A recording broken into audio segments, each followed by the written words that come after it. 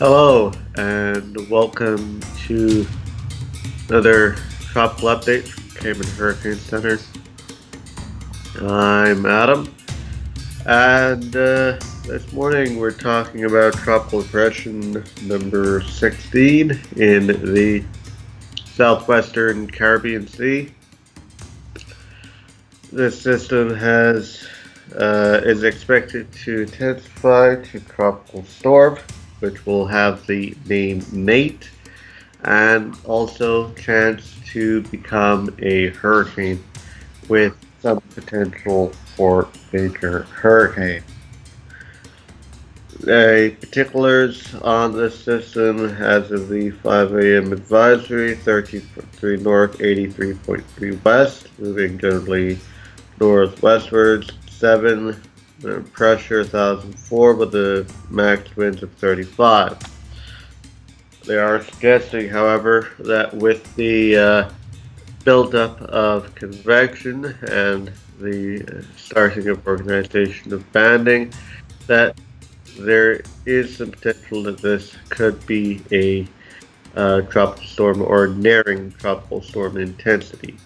And also, there's a chance that this could still become a tropical storm before impacts or interactions with northeastern Nicaragua and Honduras.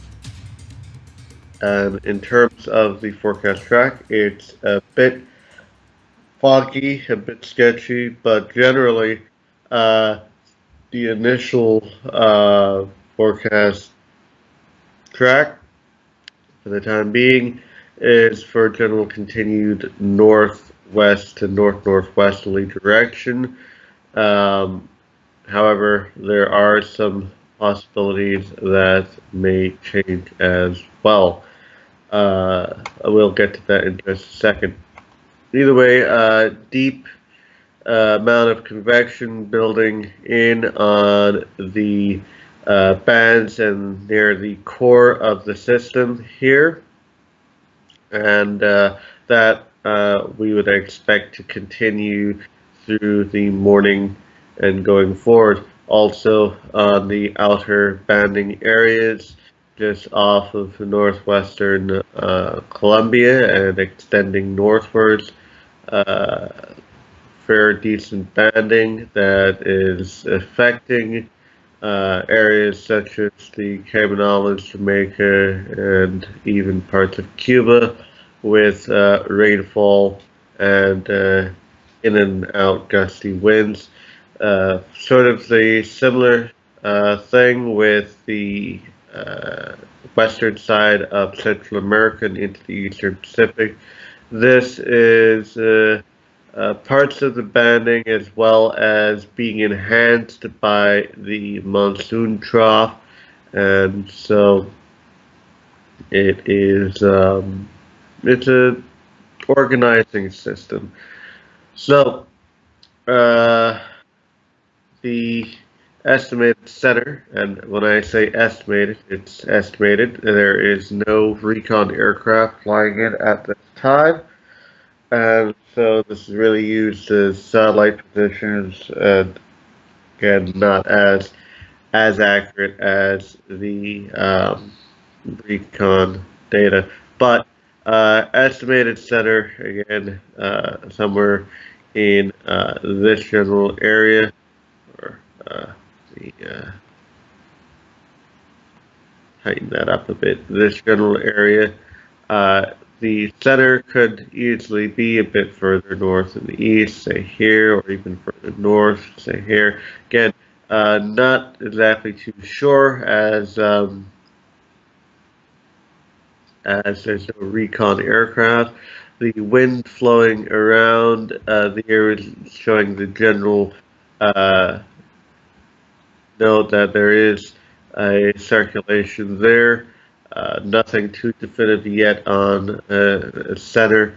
Maybe if this does indeed make landfall and move into the parts of the extreme northeastern Nicaragua and Honduras, maybe observations get better indication, but no such luck as this moment in time. Here is the wider shot of the whole area to give you the general idea of how things are with the system in the whole region. So again, as for mentioned, we do have the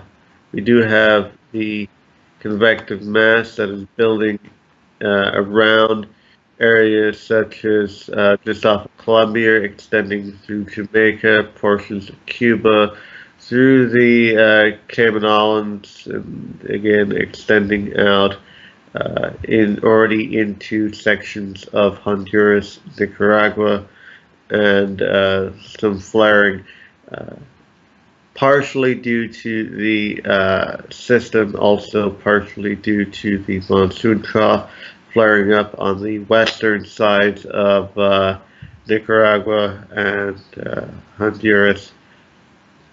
And this too is also impacting areas of Costa Rica as well. And this generally will continue over the next couple of days as the general track for the system is north or northwestward uh, into the Yucatan Channel or Yucatan area. Again, there is a spread in the models, and there is a bit of a spread in the models. I'll explain that in just a few. But in terms of the conditions around, in, and below 16, here is the upper level winds, and to point out what is what, we have ourselves a upper trough that extends downwards across parts of the southern U.S. and into southeastern Gulf of Mexico and extending down into the northwest Caribbean. We have underneath that a fairly decent upper level ridge or up level ridging that is pretty much on top of our depression, and this is providing a fair bit of lower shear over the system, and the outflow is definitely there. So this should promote further development of the system. The trough up here will probably sit around and amplify a bit. This also uh, may uh, may allow for the ridge to break down somewhere across this area and allow for a much more north or even northeasterly turn. Again, there's a lot of questions and a lot of stuff. Again, the confidence in this is in the forecast is less than great uh, because of multiple possibilities, a lot of wild cards being thrown out, so it's something that needs to be watched.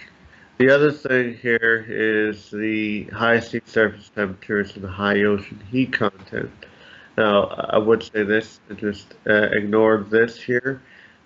This is really a glitch in the system because the waters off of here are fairly shallow and don't really read as well with the ocean heat content or heat potential. But rest assured that this is not a cool spot, but just rather unable to read the data along here because it's not that deep. But very high sea surface temperatures that extend across most of the central and western Caribbean, certainly enough to support development of a strong hurricane. And that is one of the wild cards that is in play here. There's a chance for possible rapid intensification that may occur somewhere within this region here. And if that does occur and this thing is able to ramp up into a fairly decent hurricane, that may also change a little bit of the ball game in terms of where this thing may track.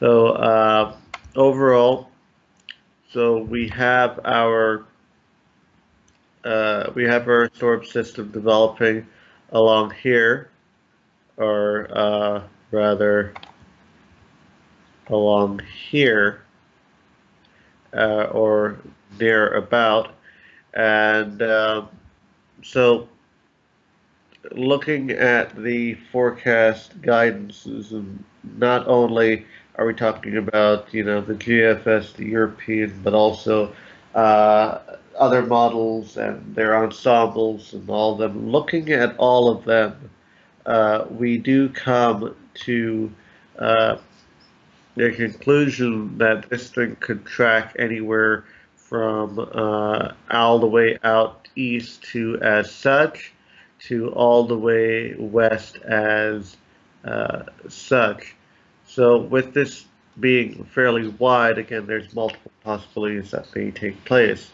Again, if the system is able to stay offshore or have less interaction with land, may end up getting pulled a bit further north and east, then up and around, and then going through the western tip of Cuba.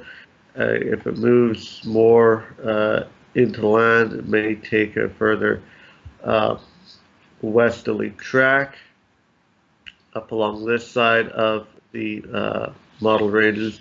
There's also some that go for some interaction, but still able to maintain itself. And that's one of the key things here is one of the biggest questions is how is the core and where exactly it tracks along this area, as that leaves a fair decent question mark in this area. And because of that, that leaves even a greater question mark along this area.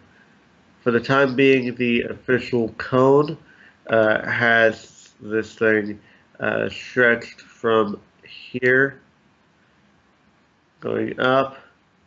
Sorry, let me redo that. And then going up through here, and basically through this area for the time being. Again, the confidence in this is less than great, so a lot can happen, and really anywhere in the Western Caribbean should monitor. Be that as it may, there are tropical storm and even hurricane watches out there. There is a tropical storm warning issued for portions of Nicaragua and Honduras, and also there are hurricane watches for portions of the Yucatan. Other areas should monitor the situation as watches and warnings may be needed for other areas. Um, maybe the Bay Islands, maybe other portions of Honduras, maybe the western tip of Cuba, and maybe even potentially the west island of the Cayman Islands, Grand Cayman, may potentially see that. Again, that's just dependent really on what the track actually does. If the system moves more over this way, obviously the warnings further west will gain, and if the system pulls further north or northeast or even north northeast, then it would probably be the Cayman Islands and Cuba.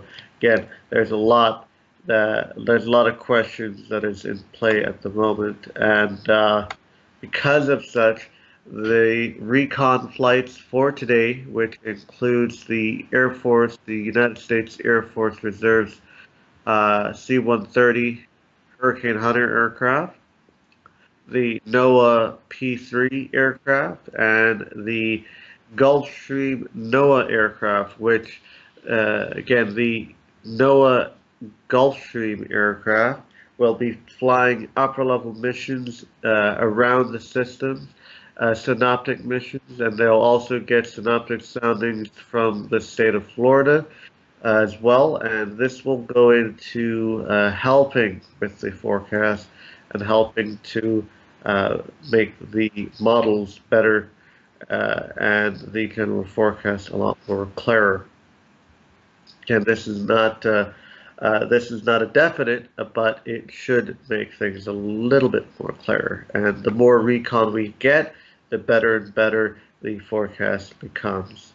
So again, we'll be getting our next recon flight later today, about I would say a little bit after midday, or should be taking off near about midday and making its way down into the area. That's the first recon flight with other recon flights, the Air Force and the other NOAA P3 aircraft flying a little later on today. So we'll get more information on that on another update later today, and we'll let you know what's going on. Anyway, that's it for me here in Cayman. Another look here at the system as we end this, and we'll catch you guys a little later today with another update. So, thanks for watching.